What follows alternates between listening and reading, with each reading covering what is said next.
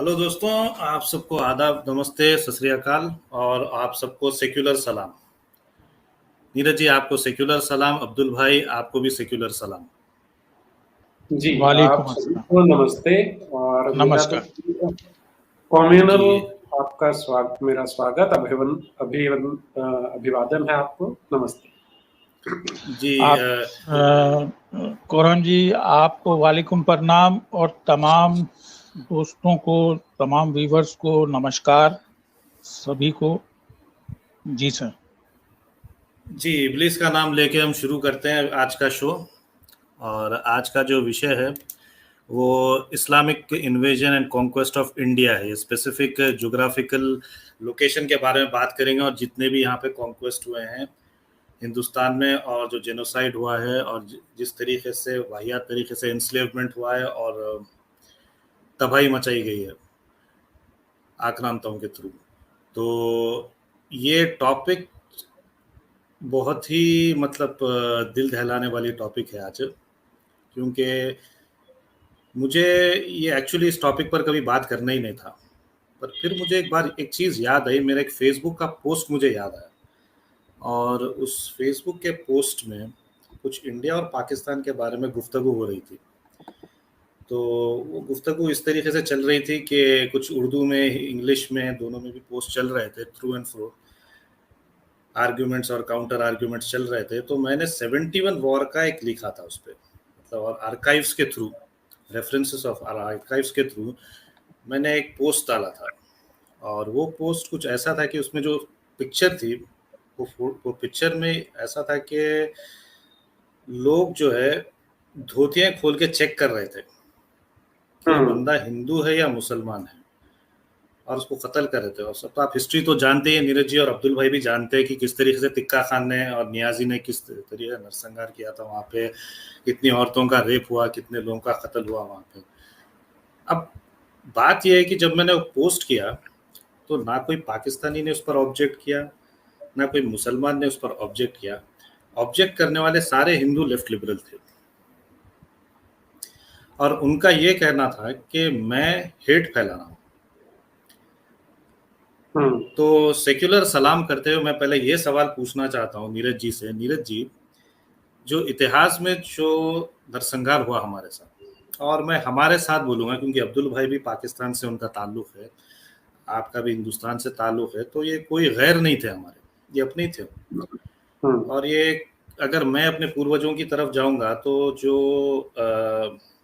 मैं समझता हूँ गजनवी के ज़माने में जिस मंदिर पर हमला हुआ था, सोमनाथ मंदिर, तो वहीं कुछ आसपास में शायद मेरे भी पूर्वज वहीं थे। तो जिन औरतों के साथ ये सब हुआ है और जिनके साथ ये कत्ल गारत हुई है वो हमारे ही थे।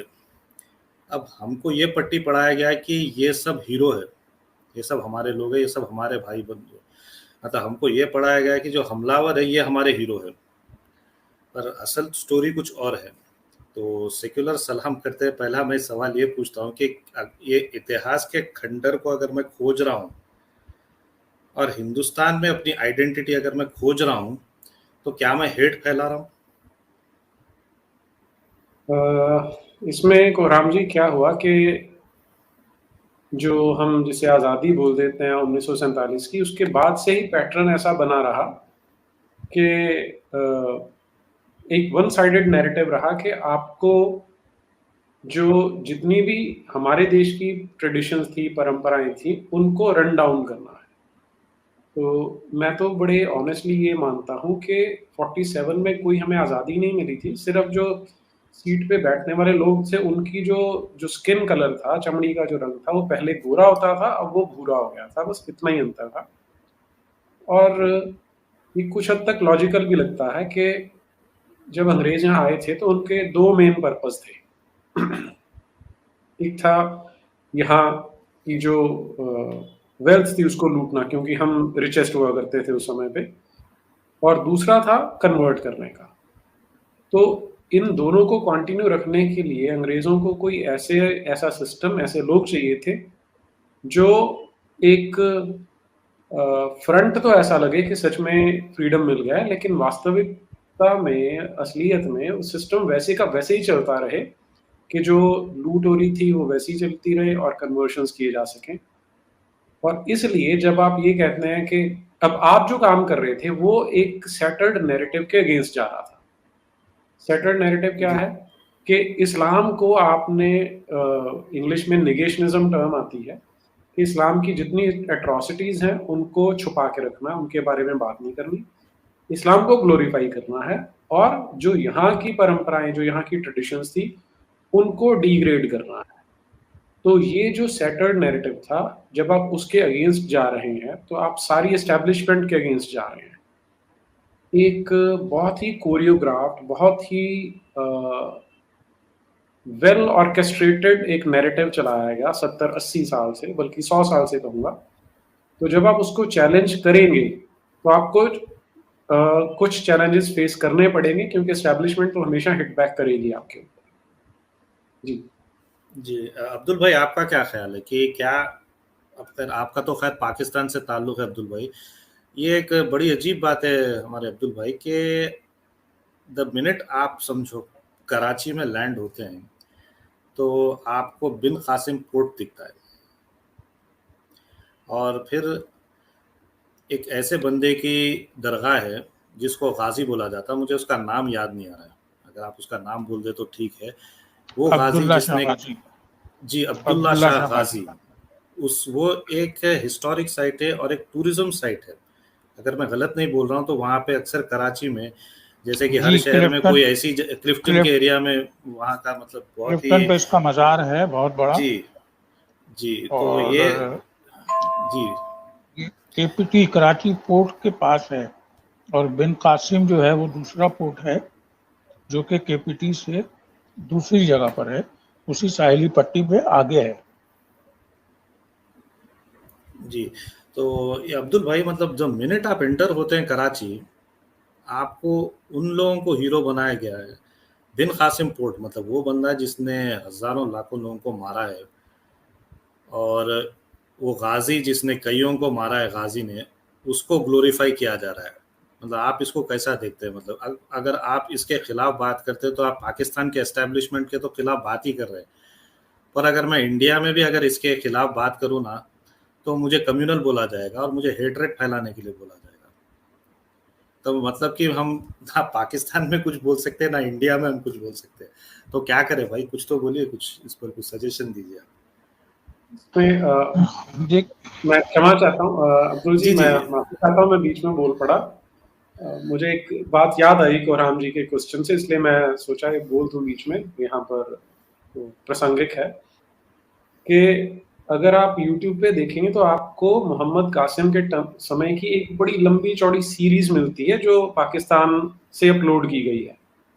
उसमें उन्होंने नैरेटिव क्या बनाया है कि यहाँ पर कुछ महिलाएं थी जिनके ऊपर अत्याचार हुआ था और उनका बदला लेने के लिए मोहम्मद बिन कासिम आया था, और वो बड़ा ही इमोशनल नैरेटिव बनाया है कि ऐसे लड़कियां आ रही थी बेचारी, उनको हिंदुओं ने पकड़ लिया और फिर उनको कन्वर्ट करने की कोशिश हो रही थी, तो उन्हें बचाने के लिए आया था मोहम्मद बिन कासिम, जो कि हिस्ट्री के पॉइंट ऑफ व्यू से 100% झूठ है।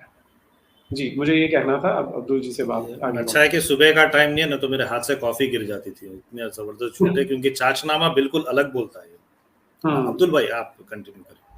हाँ, थैंक यू नीरज जी, कोई बात नहीं। देखिए, बात सारी ये है कि जब आप सच बात कर रहे होते हैं तो उसमें प्रॉब्लम यही होती है कि सच सुनना, बर्दाश्त करना हर किसी के बस की बात नहीं है।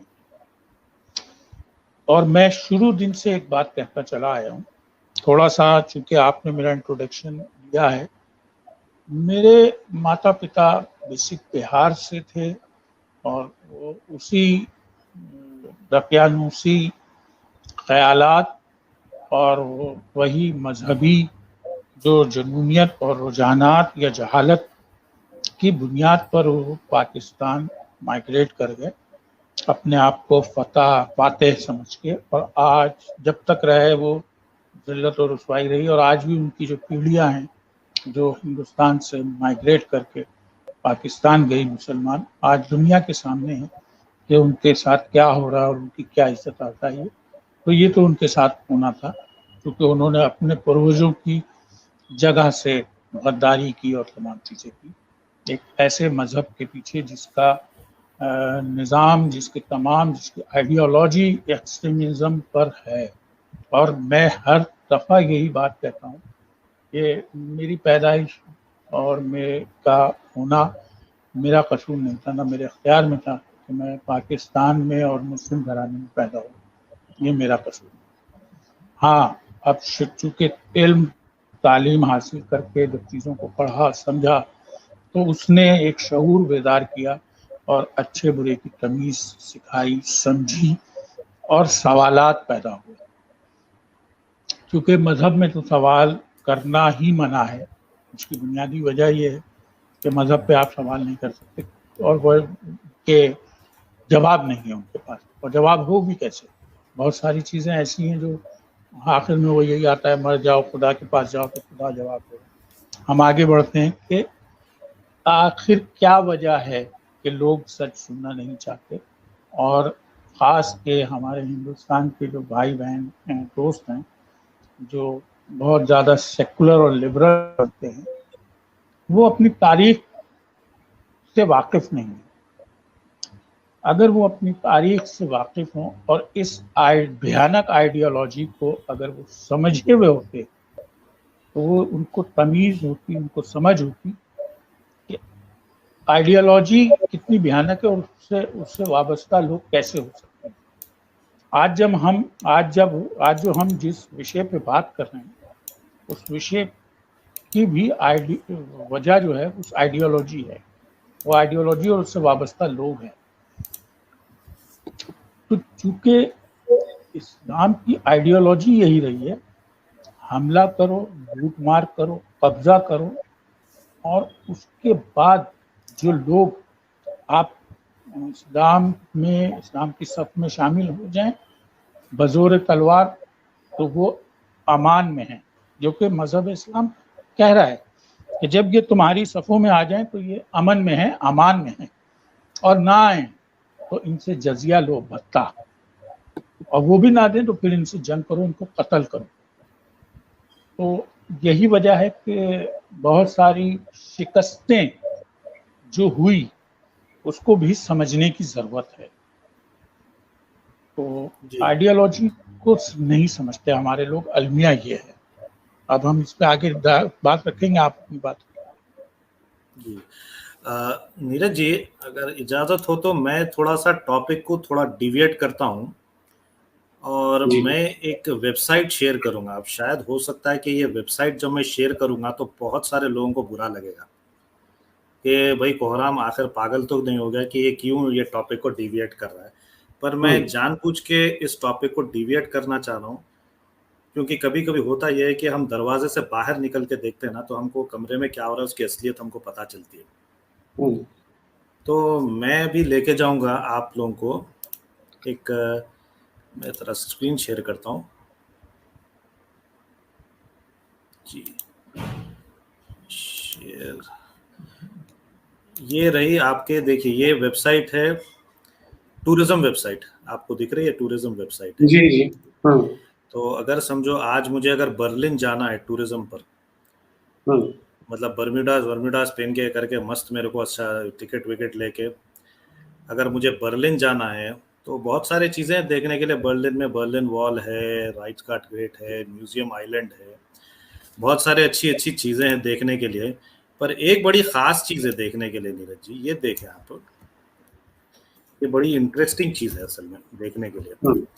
ये है जूइश म्यूजियम इन बर्लिन। अब ये जूइश म्यूजियम में बहुत सारी चीज़ें हैं, यहाँ पे जुडाइज्म के बारे में है और इनके साथ जो एंटी सेमिटिज्म जो हुआ था ये भी है। The museum is also home to an extensive library of archives at the Academy of Jewish Berlin Museum, where there are frequent educational programs. Museum galleries include section dedicated to Hanukkah and anti-Semitism. तो अगर आपको anti Semitic relics वगैरह भी देखने का है, जो anti Semitism जो हुआ है यहूदियों पर यूरोप में और मिडिवल एजेस में, तो इस म्यूजियम में देखिए खास इन्होंने जूइश म्यूजियम दिया है। अब आप देखिए ये दूसरी चीज है, बर्लिन में ही देखने की चीज है, और ये टूरिज्म साइट है। अक्सर हम टूरिज्म साइट में होटल रहते हैं या कोई मॉन्यूमेंट होता है, पर यहाँ आप देखिए बर्लिन जैसी जगह में memorial of murdered Jews of Europe, holocaust memorial देखिए आप। Very good. देखिए मुझे ये आश्चर्य हो रहा है कि जो जूइश लोग हैं, अब ये तीसरा है, ये टोपोग्राफी ऑफ टेरर भी देख लेते हैं। एक छोटा सा मुल्क है इजराइल, पर उसने भूलने नहीं दिया। The topography of terrors occupied building where central offices of prison and state police headquarters of Gestapo operation during world war II। यहाँ पे नाजी के बारे में पूरा ये। The main exhibit focuses on SS and police during the Nazi rule, highlight the terrible crimes that were committed and giving visitors a sense of constant state of terror that was everyday life of Europeans under the control। ये नाजियों के बारे में जो है पूरा एक Nazis जो जिस तरीके से नरसंहार किया है उस पर। और एक एम्स्टर्डम की। अब एम्स्टर्डम में तो अक्सर उसको मतलब लोग जो है एंजॉय करने जाते हैं Amsterdam. Amsterdam is a beautiful city. और वहां पर आप देखें कि ये पता नहीं रिलेट कर पा रहे हैं पब्लिक या नहीं, पर लोगों को पता चल जाएगा कि मैं क्या बोलना चाह रहा हूँ। ये एने फ्रैंक म्यूजियम है देखिए आप। This 17th century canal house. और ये इधर जो है family of 4 others hid from the Nazis for 2 years। ये एने फ्रैंक है। is now a museum and educational center। there is a permanent exhibition on the life and times of Annie, and you can of course visit the cramped secret annex they called home। तो इसने इसकी biography भी थी Anne Frank की, जो बहुत famous हुई थी जी। तो इसको बताने के पीछे मेरा रीजन ये है कि यहूदियों का जो नरसंहार हुआ वो कभी भूलने नहीं देते, पर हमको क्या हो गया सर, हम इस पर क्यों नहीं बात करते हैं? ये मेरा सवाल है, मेरा सबसे सवाल है।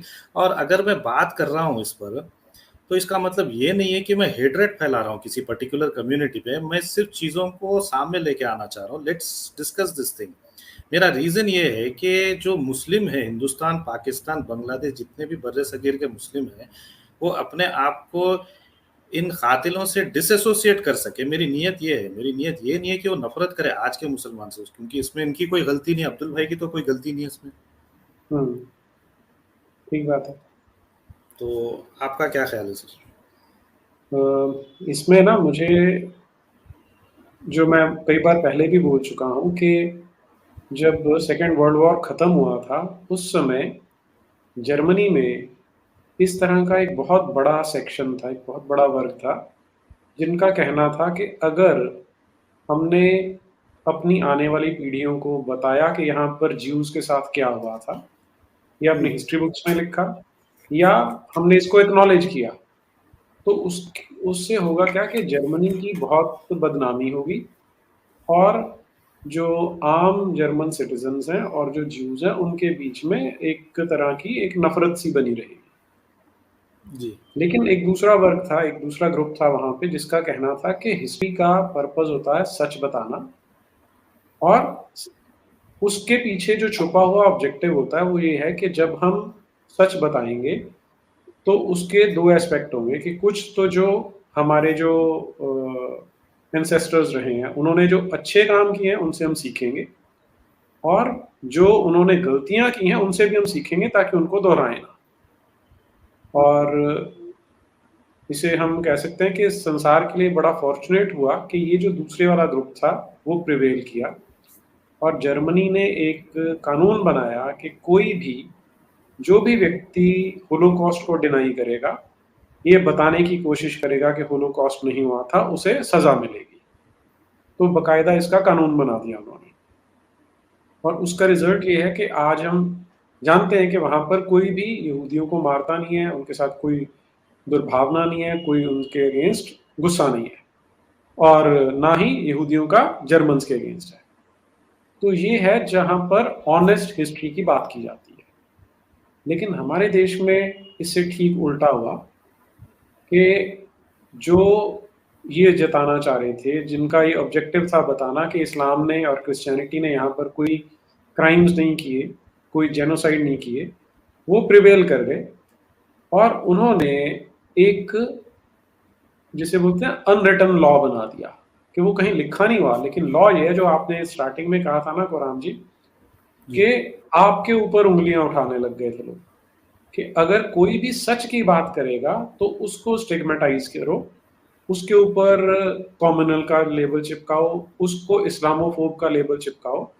तो ये इनकी खासियत रही कि जो हमारा जर्मनी से अलग है, जो आप जिस दिशा में लेके बात कर रहे थे कि ज्यूज वर्ल्ड वाइड देखेंगे तो छोटी सी बल्कि माइक्रो माइनॉरिटी है, पर उनकी शेयर ग्रिट डिटर्मिनेशन के चलते उन्होंने अपने ऊपर हुई बुराइयां, अपने ऊपर हुए अत्याचार लोगों को भूलने नहीं दिए।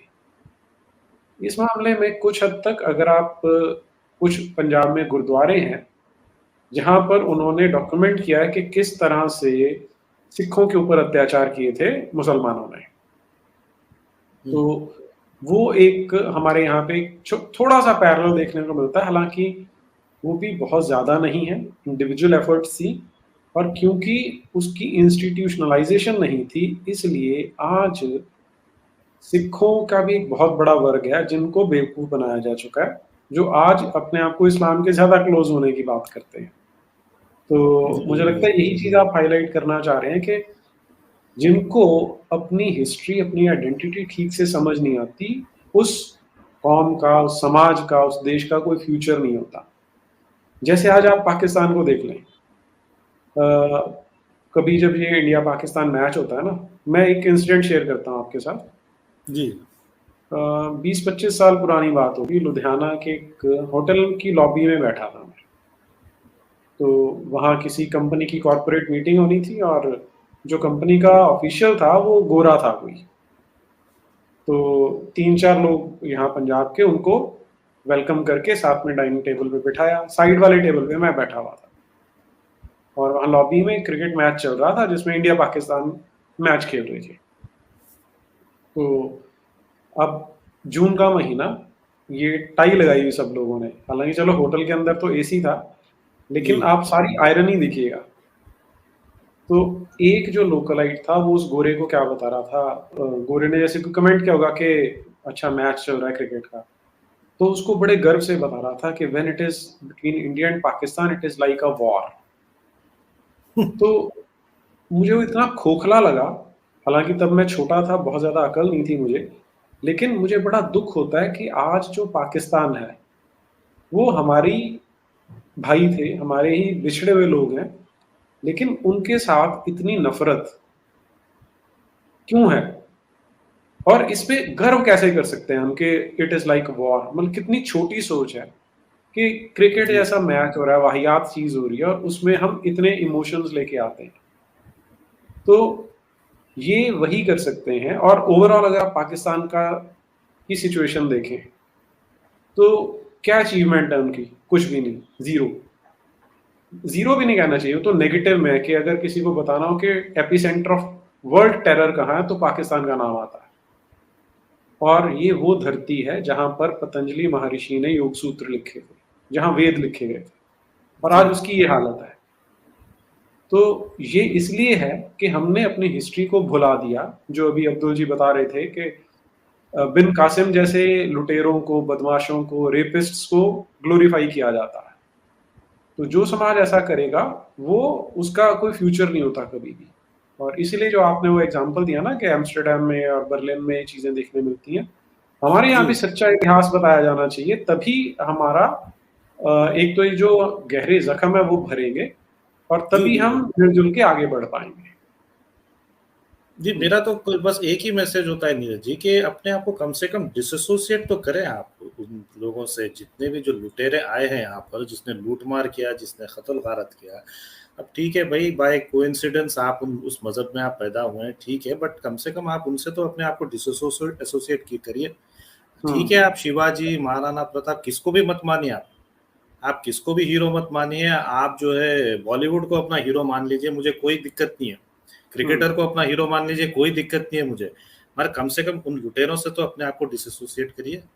वो नहीं हो रहा है, वो नहीं हो पा रहा है हमारे से। तो अब्दुल भाई, हेलो जी जी जी जी। जी, अब्दुल भाई आपका क्या ख्याल है, ये जो आइडेंटिटी क्राइसिस है देखिए पाकिस्तान में, और ये जो लेफ्ट लिबरल है इंडिया का, आपका क्या ख्याल है, इस तरीके की एनी फ्रैंक म्यूजियम हिंदुस्तान में बननी चाहिए क्या? जो टोपोग्राफी बिल्कुल, ऑफ टेरर देखिए, है, जो अगर जो कौम जो कौम अपने इतिहास, अपनी चीज़ों को भूल जाती है, वो आहिस्ता आहिस्ता तारीख से मिटना शुरू हो जाती है।